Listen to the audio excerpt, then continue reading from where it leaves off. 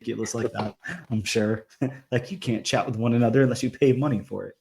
Uh, anyways, yeah, I'll get us started. I'm already recording because it always has a lag. So hello and welcome to the all new, all different #1 comics podcast. Here's bonus episode. We are doing Batman City of Madness today. But first and foremost, we got Benny here. We got Nick. We got the whole crew. What's going on, guys? How the hell are both of you? I'm doing pretty good.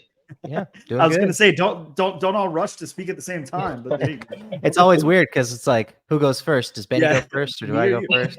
Yeah. Do you guys see it as Dan, Benny, and then me at the bottom? Yes. However that is. Okay. In my screen, I'm first. To the left, right? To the left. Yeah. Everything I own in a box to the left. We'll go in clockwise speaking order. This is the teacher and me just being like, okay, we're just gonna like focus and have I mean, targeted. I like it. Yeah, if you're like, you just wait to like make sure like one of us has our hand raised, and then you have to like call on us and everything. I think that's a. Well, if you're the host, then you're the teacher, so you call. Oh, well, fair enough. Okay, yeah, hands raised. You will not be called upon unless your hand is raised first. No. Anyways, okay. Well, fair enough. Benny, how are you today? I'm doing pretty good. I was just talking about some computer troubles, but I'm happy to be here for another episode. Yeah, we're happy to have you on, even if it is on your phone. Screw it, who cares? Whatever. I have like I'm trying to think. This is like a 15-year-old MacBook, so I'm surprised that it even powers on. So at least there's that. Nick, welcome on. As always, how are you doing? Doing great. It's a lazy Saturday for me. Gonna hang out, chill around the house, drink some coffee. Just got a cat. That's why I have like a little cat thing in the corner over here. Yeah, but just got a cat, so it's hiding somewhere. But if it jumps up on my keyboard and like messes everything up, then I'm sorry in advance. Yeah, that's okay. We'll take an appearance of the cat on the podcast. Why the hell not? Yeah, super cool. That's a cool like little cat tree thing you've got. Or I say little. That's like a castle. It's pretty big. Is it a kitten or is it like a fully grown cat? Or oh no, it's a fully grown cat. I'm taking it from one of my coworkers because they don't want it. So I was like, I'll try it out, and if I don't like it, it's kind of like a rental program. it's like I'm gonna take it for 4 weeks, see how it works, and if it works well, then I'll keep it. Cool. That's nice. Yeah, that's awesome. Well, aside from pets, we've got Batman City of Madness. Now, this is like, dude, this is a crazy book. I was sitting here trying to write notes a little bit earlier. You know, I read the book like for the first time yesterday and I reread it today. And I thought I'd, try to make some notes and everything. This is like not even a book. Like, I mean, this is good. Like, I'm not saying it's bad or anything, but if I had to explain this to somebody else, like what I just read or something, like trying to recollect everything that happens in this book, and even just for notes, I was like, I'm not writing notes. We'll just organically sit here and talk about it because holy shit, there's a lot of ideas going on in this thing. This is crazy, but this is from Christian Ward or Ward, or I say Ward. I don't know how you guys say that, but are you guys familiar with Christian Ward's stuff? Either of you have any experience? I think I've heard of the name, but I don't recognize what else he would have worked on. But he kind of did like he does this, like he'll write and illustrate and color. So like the whole package. He's done an Aquaman miniseries. It's like Andromeda or something like that. I can't remember the exact name of it, but like, again, like very stylized like this, like very, I can't think of this color palette, like what exactly you call it, but it's got the same like vibe going on to it. He's done some artwork on the G. Willow Wilson Invisible Kingdom book, which is like top tier. Like if you've never read Invisible Kingdom, like top notch, like one of the greatest books ever. Really, really cool book. But yeah, dude's been around. Like he's done some stuff. Most of the stuff that I see him doing, like he's an illustrator for, but he's dipped into writing a little bit here and there, like I said, with the Aquaman book and stuff.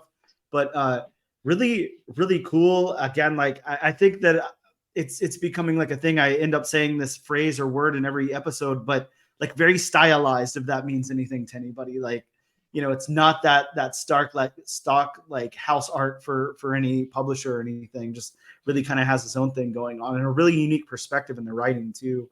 The style almost pops out of the page at times. Yeah. Really, really outstanding stuff.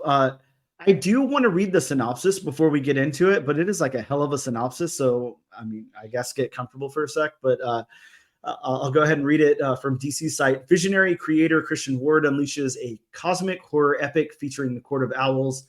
Buried deep beneath Gotham City, there exists another Gotham. This Gotham below is a living nightmare populated by twisted mirrors of our Gotham citizens, fueled by their fear and hatred flowing down from above. For decades, the doorway between the cities has been sealed and heavily guarded by the Court of Owls. But now the door swings wide and the twisted version of the Dark Knight has escaped to trap and train a Robin of his own. Batman must form an uneasy alliance with the court and its deadly allies to stop him and to hold back, the wave of twisted supervillains. Nightmarish versions of his own nemesis, each one worse than the last. That's spilling into the streets. Sorry for my reading there. I will blame it on my glasses, but I'm also a bad reader, so there's that. But visionary writer-artist Christian Ward unleashes his cosmic horror take on Batman's world in tribute to disturbing Dark Knight classics like Batman Arkham Asylum and Batman Gothic. You'll never look at Batman's villains the same way again. You simply won't have the stomach for it. So that's their synopsis. Pretty cool concept here. And like, I think I like the book a lot. I'll say that, but I'm more excited about like what they might bring in with some of the other villains and stuff from this like Gotham Below or whatever they're calling it. That part's really got me like mind blown. What did you guys think? I guess I will start with, instead of like breaking it down narratively or whatever, because like I said, that's going to be a huge swing. I don't think I'll be able to do it. But what did you guys think of the depiction of like Harvey Dent in this, the Two-Face depiction? So right off the bat, I have to say this is honestly the best I've seen Two-Face, maybe ever. Yeah. It has a really, really distinct style with it. It has that very iconic setting with Two-Face where half of a room is really prim and proper and the other half is decaying and in ruins, just to match with his face. And his new bodyguards are kind of switched up. Usually they're just mimicked after how he looks, but now they're split down the middle like he is, and which is leading to a bit of infighting, which is very entertaining. Yeah, I really loved that because you got like this, like you said, half the room in business suits or whatever, and then the other half like I don't know about you. I don't know about you, Nick, but like I always love it, being a kid of like the 90s and all of that. Whenever like the bad guys are like, kind of modeled after like punk rock people, like, the street punks from like the 80s and 90s where, like they came straight out of the New York subway or something. Yeah. Yeah. Leather jackets, Liberty spikes, all of that. I'm like, I love that thing. I think it's really cool. But yeah, I agree with you, Benny. This depiction of Two-Face, I think it's probably my favorite I've ever seen. I don't know if there's anything I can think of that tops it. It's really, really cool. Very visually awesome. I think they did do. I like how that someone called him Mr. Half-Face. I think it was like he kidnapped. I loved everything was juxtaposed in the beginning. It was half the building is messed up, half of his goons are messed up, half of what was the other half? Oh, he kidnapped one half of a celebrity twin. Like I was like, whoa! Like everything is half. Like he kidnapped one half of a celebrity twins or whatever. I loved that. I loved how normal they made Two-Face seem.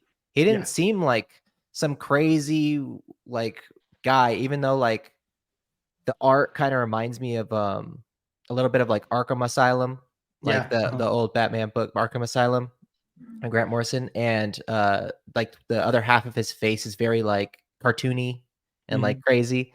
But I just loved how they depicted him, and the fact that he's like a sensible Two-Face and he's just trying to like, he's talking to Batman like he's like, hey, I didn't come here to like fight with you. I just wanted to call you in because we got something going on and it's bad for all of us. I love that. He does it in a really interesting way as well, where he has to trick his bad side just to get a meeting with Batman. And I really love that internal conflict with himself, that he's always at odds with himself. Yep. Yeah, and aside from the art, because we'll get into it, but the art is just epic in this thing. But like, I really like the storytelling aspect that Christian Ward is doing here. It's like super unique, and he's like, it's almost like he's covering every single base. He wants to make sure, like, if he was a screenwriter or whatever, like he's like, you're not poking any holes in my plot. Like there's no plot holes. Like everything makes sense. Like I've covered this on the back end. Like he's really doing a lot of that. Like really, really lifting a lot of weight here, which of course he is. I mean, he's illustrating and scripting the whole thing, but yeah, just super cool. Now we have Two-Face here, and like I think the synopsis kind of says, and I have heard an interview. I think I was listening to, it might have been AIPT Comics, that podcast. They did have him on to talk about this book like a couple of weeks back, I think. But there will be other Gotham villains in here. There'll be other like Batman rogues or whatever in this book that come up later. Of course, to probably battle the, what's he called? Batman Below? Is that's what they call him in this? Yeah, which is a really cool name. Yeah, fits his vibe and everything. But is there anybody like you guys are like really hoping to see? I would love to hear maybe like your top pick. Like we already got Harvey Dent, so you can leave that off the table. But is there any other Batman rogues that you'd really, really love to see in this thing? That's an interesting question because like I didn't think about it. I didn't read the synopsis, so I didn't know like if this was just going to be like a Two-Face and Batman type of team up type of story. I didn't know that there was going to be other villains, but yeah, I'd have to think about that. I'm not exactly sure what I want to see. I'm personally hoping for a Man-Bat scenario because I really think that Ward's depiction of him could be super killer and creepy. Yeah. Just like three different Batmans running around.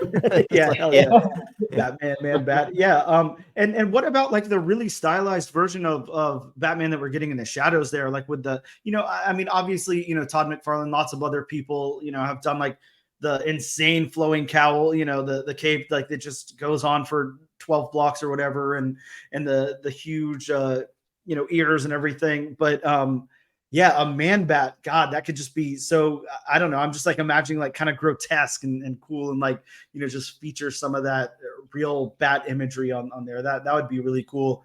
I'm kind of hoping, look, I'll say this, and I don't know how you guys are on this. Like, this is usually not like a popular opinion, so maybe like hot take alert or whatever, but like, I'm not the biggest fan of the Joker. I don't really like the Joker. I think like, I don't know. What a hot take that is. Yeah, that's a really hot take. I know, exactly. The hottest of takes, I think. Exactly. But I love to see, them play with other Batman villains. I think there's a lot of really cool ones.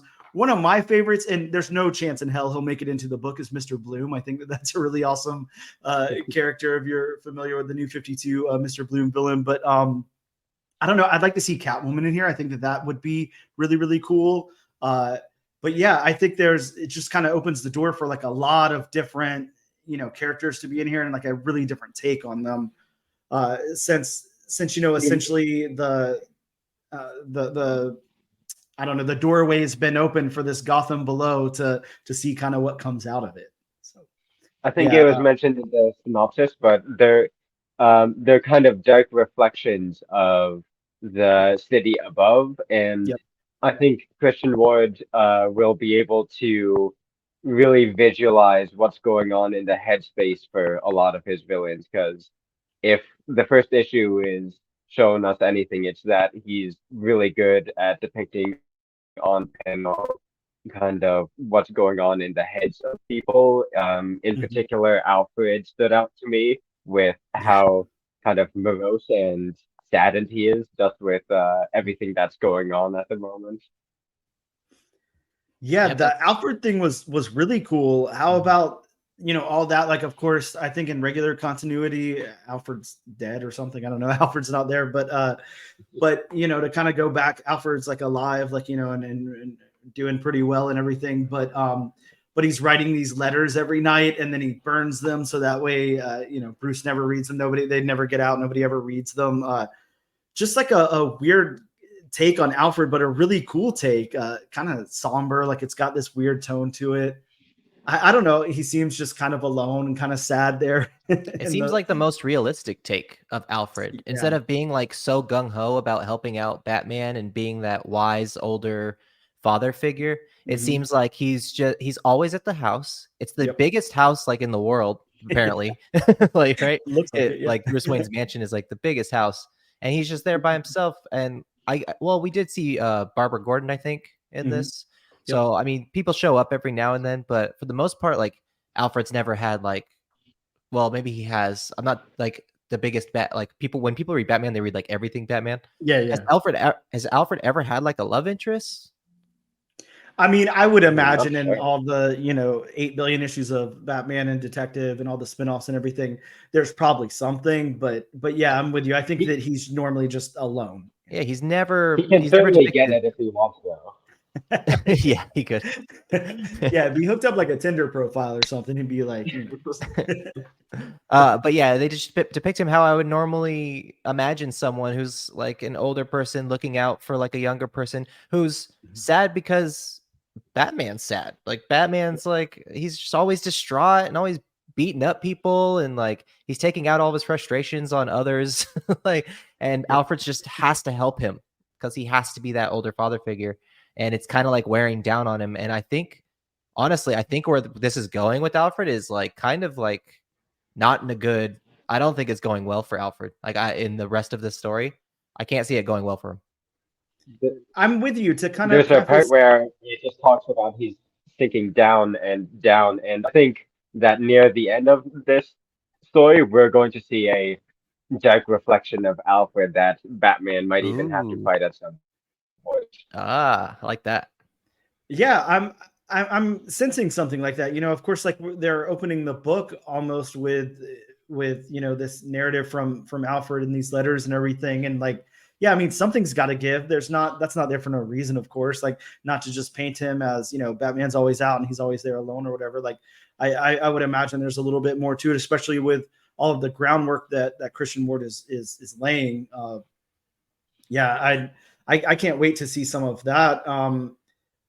I think this book is all over the place. If I had to recollect every single thing that happens in it, it's never going to happen. But a big point of this book, and maybe the purpose of it, I'm not too sure, but this Robin, this potential new Robin that the Batman Below takes, and I guess I'm assuming he's gonna take him off and go train him as his own Robin, and that's gonna work out however it works out or whatever. But you guys have any thoughts of this? Anything you're expecting to see? Anything you want to see, or just kind of see how it goes, or what? I like the Robin aspect. It reminded me a little bit of Batman 89 that just came out. It was like a 5-issue where they continue the story of the Michael Keaton Batman, and it's kind of like inner city kid trying to look for some justice, looking for some retribution, and he becomes Robin. He becomes Michael Keaton's Robin. So it's kind of like the same type of situation going on. That was probably the thing that I didn't remember the most out of this book, because it's like a Court of Owls book, which we haven't even talked about Court of Owls yet. But like the entire thing is based on the Court of Owls. It's straight out of Scott Snyder's run on Batman. So Talon, the version of Talon in this is like amazing. Yeah, sorry to get away from the Robin thing, but like that, if like the whole Talon thing, I loved the business aspect of the Court of Owls are like a business, and if someone disagrees with something that's going on with the business, they just take them out. I love how they called that guy. He was like talking to that one guy, and he's like, I've never seen this elevator before. When he was about to take him out, and he was calling him like a mouse, he's like, you don't go squeaking around like a mouse. He's like, I don't know if you know this, but owls eat mice. And I was like, oh yeah, that was so cool. So cool. I love his depiction of the Court of Owls. Yeah, very cool and intense. Like, it's very this is like a violent book. There's some violence that goes on in this thing, especially with Talon and right there the Court of Owls, and then we have that later scene with, I don't know if is the Terrible Trio, is that what their name is, the kids like with the animal face masks on. I think that's the name, know. Right? Yeah, I have no idea the name of their I group. thought I'm not original, to be honest. No, I'm pretty sure they're called the Terrible Trio or something like that. Terrible 3, something like that. But yeah, they've definitely made appearances throughout the DC universe a little bit here and there, but violent book. And one of the things that I love about DC Black Label is the fact that, and you'll have to excuse me for a second because, you know, I try not to like be too, I don't know, explicit or anything on this podcast, but whatever, you know, we're talking Black Label, so it's okay. But, you know, it's very violent. We can show somebody like get beheaded, you know, things like that. But like you can't say shit or something, like that's a problem. You know, you got to kind of block that out. So I always think that's funny when I'm reading these comics, and they've got to be censored in a way with the language. So they could be like uber violent, but it's like, hey, tone it down. Let's not have the F word in there or anything. But but yeah, just really, really cool. And I think Christian Ward is like pushing as hard as he can here. This isn't something that like we've never seen before. It's not like we've never seen like a really like messed up take of Batman or like a different kind of Batman or whatever. Like all of that kind of thing, you know, has happened like a million times. But so I'm not going to sit here and try to say like this is the most groundbreaking book in the entire world or anything like that. Every Batman book is just a reinterpretation of Batman in some way, and some of the Batman villains in the story of Batman. That's all it is. That's all it's going to be. No one's going to reinvent the wheel on that, I don't think. But this is a really cool take and a really cool depiction in my opinion. Yeah. I don't know if you guys have like any other, you know, favorites or anything this reminds you of. I know, Nick, you were talking about Arkham Asylum. This is like supposed to be kind of like the spiritual sequel to Arkham Asylum, Sirius or something Sirius. Oh, a Sirius House on Sirius Earth or something like that. There you go. Yeah. I think that's something like that. Yeah. Yeah. So somewhat of a sequel to that. Again, like not the same, but you know, like a spiritual sequel or something. But I don't know. Is this kind of standing on its own for you guys? Does this remind you of anything else? This is pretty new to me style-wise. I am a huge fan of the high contrast colors with the kind of dark purples and blues with the bright and cutting oranges. Mm-hmm. Yeah. I if we're going to talk about the art now, the art is, I honestly, when I was reading this, it all came to a climax for me when Talon meets the Batman below, like halfway through the book. It's like almost halfway through the book, and there's this big circle around, and it's just like reflections of what's going on. There's this big circle that's underneath Talon's hand that he gets hit with the batarang, and that when I saw that, I was like, this is next level art. That is one of the coolest panels I have seen in a very, very long time. And I've been so privileged to, every time I do a podcast on this thing, is when we read a book, there's always a panel that I'm like, wow, that panel like blows me away. Or like that, just the idea of that panel, like how he thought of it. I was like, that is one of the coolest things I have seen in a very long time.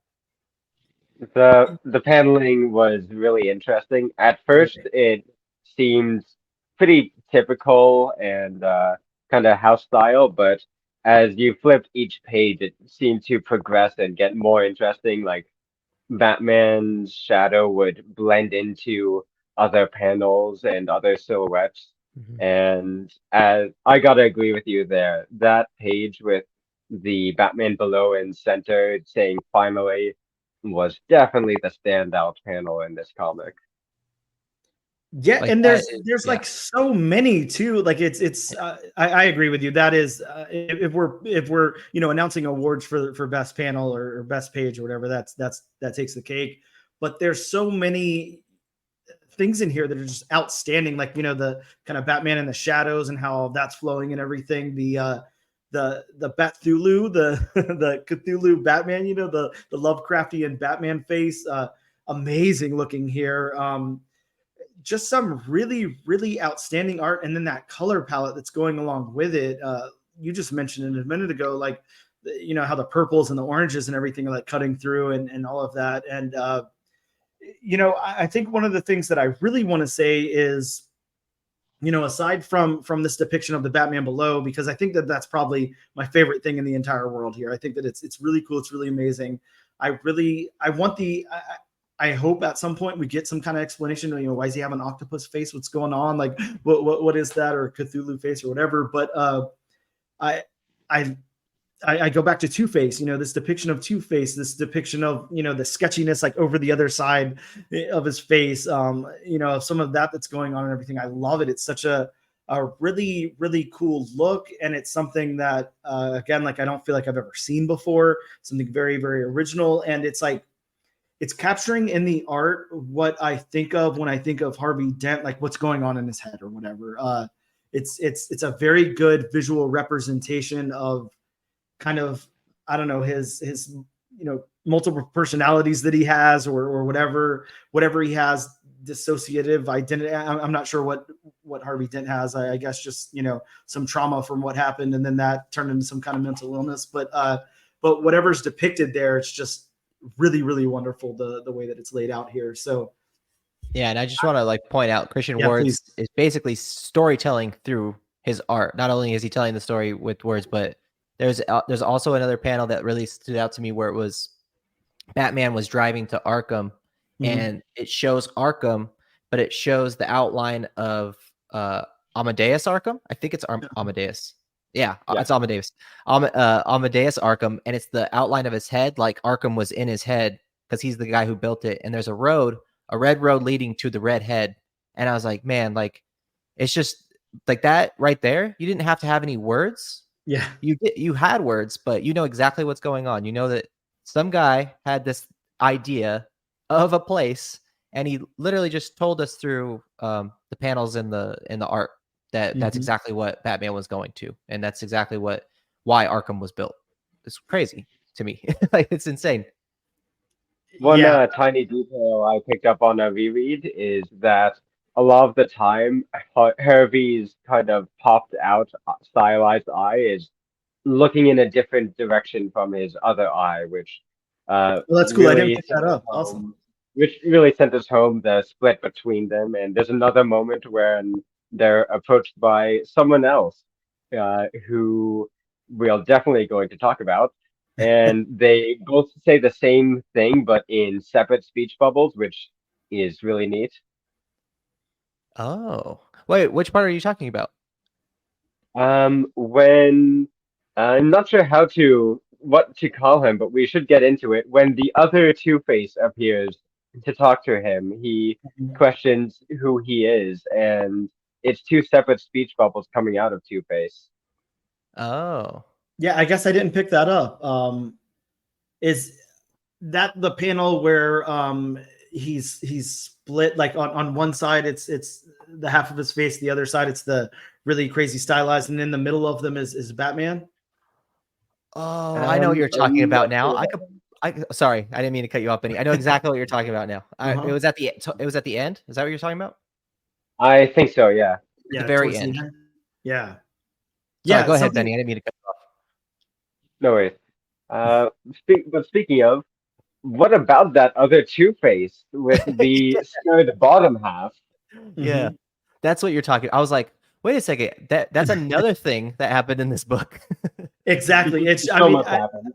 Yeah, you could talk about this book for hours, and they'd be like, "Oh shit, that happened! Oh my god!"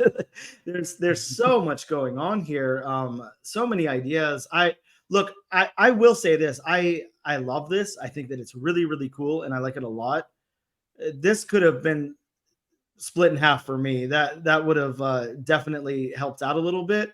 But I do like it. I'm not dissing it or anything. I know a lot of times, especially whenever they're coming out with like a 3 or 4 part or something, they like to really jam pack that first issue. And actually, I come to think of it, I think most Black Label books are like double size issues anyway, from what I remember. But yeah, there is a lot in here to try to remember. So this is Benny. Do you think that this Two-Face is something that came out of the portal from the below, or do you think that this is that what you think? I think that's for sure his dark reflection, or maybe not dark, because it seems like it does want to help out, but it's hard to tell with Harvey how well he's going to, where his intentions lie, because he's, very hard to get a beat on where his head's at. Right. Yeah, because now you have 4 faces. Yeah. Too many faces. It's too many. Maybe that's what they should call them in this book. They should call them too many faces. Yeah, yeah, there's a lot. But yeah, I'm glad you picked that up, Benny, because that's not something, I mean, I read it and I, comprehended, but yeah, now that you're pointing that out, yeah, that's like a whole nother layer there that I wasn't even, really thinking about. So really cool. And that just kind of proves it. This is so densely packed. Like, this is definitely worth like a second, a third read, whatever, to like really kind of take all of it in. Maybe even just a read where you ignore the dialogue and just like flip through and look at the art or something too, because there's so much. I feel like, at least for me, like it did suffer from that. Like, there's so much jam packed in here that I wanted to be able to appreciate the art a little bit more. And I was like kind of caught up, like I need to read what's going on. I need to make sure I understand the story well or whatever. But I would have loved like a few more panels or a few more pages with like a little bit less dialogue. I know they had to get the story out that they got, but yeah, I'd be able to appreciate this art a little bit more because it's just really outstanding, really, really good stuff. Yeah. If I was a frugal man, which I am, yeah, I want as much stuff in a book for my dollars. You know what I mean? And Christian Ward has awarded me with some of the coolest panels and some of the most interesting takes on the characters that I've read in recent memory, at least. Besides, like, I forgot who wrote it, but there was another one where, oh man, it was so demented too. It was a different Batman book. It was by some guy who was super like, and it was by, I think, the guy who did Arkham Asylum with the crazy dark artistry and illustrations. Besides that, which was an interesting take, I forgot what it was called, but oh well, it slipped my mind. But I want as much jam packed into a comic as possible, and this is totally delivered. So I thank Christian Ward for giving me my money's worth. Yeah, you got it here. This was what I think a $6.99 cover price, I believe. Yeah, worth every penny of that. I mean, this is definitely like a, at the very least, like, worth like a $10 book all day. Like, there's so much in here, so many ideas and so much to go through. I don't think that, again, like at the top of this, like I said, like I don't think I would be able to like properly like narratively like break this down or anything. So I'm gonna leave that off the table and kind of like, we've said what we said about the book. I would like to ask you guys, I would like to ask you, aside from that panel, that you pointed out earlier with the circle and everything. Is there anything else in there that just really stood out to you guys in, art wise? I'm looking at a panel right now. I think that I'm looking at it digitally, so I believe it's a full page, but it's the Batthulu, the Batman Below, and he's got the beheaded member of the terrible trio there, the shark head, and he's kind of got it like, towards his mouth, and his dialogue balloon says, "He can't hurt you now, child." And there's blood everywhere, and it's just insane. I think that is probably, for me, the coolest panel I've seen in a Batman book in a very, very long time. Anything else art-wise that stood out to you guys? The whole terrible trio, how the animal heads were depicted, so violent and vitriolic. They were. It seemed like a lot of the animal personality actually bled into theirs. Yeah, no, I'm with you there. It definitely really, really cool how he did that and made it look like, less of that mask thing and more of, that was kind of what's going on with him. Yeah, I like that a lot too. I liked the panels where the boy who will maybe become a Robin Below. Yep. I like maybe he will. I liked when he was in that city, and it was very Blade Runner. Very neon lights everywhere and very dark and blue, and he's looking for the guy who killed his dad, and then it goes into the flashback, and the flashback is just sketches and green watercolor, and I was like because that's how we see what's going on in his head from a time past. I liked that, and then it just goes straight into the it like fades away from the watercolor and from the sketches and goes back into the regular art. And I was like, oh, okay, cool. Like he's coming out of the memory and he's looking for that guy. I really liked that a lot. There's literally every panel I could probably talk about it, though. Yeah, exactly. It's so good. We didn't even talk about how Talon got his arm cut off by Batman Below. And then at the end, he's like just some big hunking dude, like at the end where they're remaking him. They're like remaking the Talon to be like a better version or something, which would be kind of cool. Just insane. Again, like how dense this book is, how much is in here. So then I guess kind of the last thing that I want to talk about is that cliffhanger that we're leaving on. Not really a cliffhanger, but we got the Batman below, and he's got the Robin in his arms, or the potential Robin, hopefully, and he's carrying him off, and of course that final word balloon says. He means to make a Robin out of him. Batman Below has the boy, and he means to make a Robin out of him. So, is that enough to draw you guys in? Do you guys are you interested in picking up issue number 2 of this book? So I got a bit of a crackpot theory that does have me really interested in picking up more. I love the crackpot theory, so please let's hear the. I think that this kid who is kind of being groomed by the Batman Below to be the new Robin is actually going to turn into a new Anarchy. I'm guessing some of this from he seems very, very angry with the whole kind of system of Gotham right now. Just seeing it and going down the streets, he's offered drugs and illicit services from somebody who also wants him to be a Robin. He has that classic red hoodie, and it's filled with so much rage and vengeance that I think that the Batman Below is going to try to make him a Robin, but there's no way he can succeed, and it's going to screw this kid up worse than he's already been screwed up, and he's just going to break into something and try and change the city in a probably violent way. I love it. Yeah, I was gonna say. I mean, I really like that. I don't even know if that's pretty eye opening. That's probably not even a crackpot theory. That's like a great theory. That's I don't even think that's crackpotish at all. I think that's probably might be happening. I think it's because the red hoodie thing, right? There was also right after it. There was the word anarchy just in bolds when one of the Court of Owls mentioned it. That might be me reaching, but I am going to check out the other books just in hopes that my theory comes true. Yeah, I can say this, if Christian Ward's out there listening, if that's not what he's going to do, then he's going to create another spinoff series just to turn that Robin into Anarchy instead. So get Christian Ward on here and take our ideas. I mean, Benny's ideas, not my idea. Benny, you'll get credit. Don't worry. Yeah, you'll get credit, Benny. In the back of the book, but next time we'll be like, "Who's Benny? We came up with that." Yeah, that was no last name. No last name. If that theory works, that's perfect. I actually like the idea that Two-Face is so the Batman villains have never been able to get rid of the Batman, right? I do like the idea that Two-Face might be using.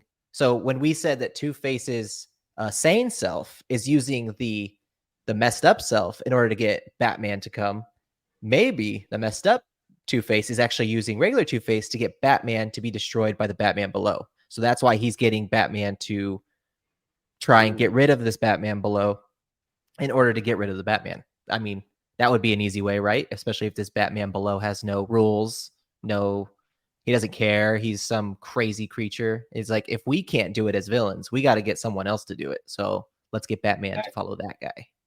I like the idea of manipulating somebody who thinks they're manipulating you, and when it's the same person, that's wild. Yeah, it's a chess move within himself. How he needs a therapist. And now we have 4 faces, so now it's like really a head scratcher. Like, is this Two-Face manipulating the other Two Faces crazy self? Do you charge them per personality, or? God, yeah, then that therapist is making some money. So yeah.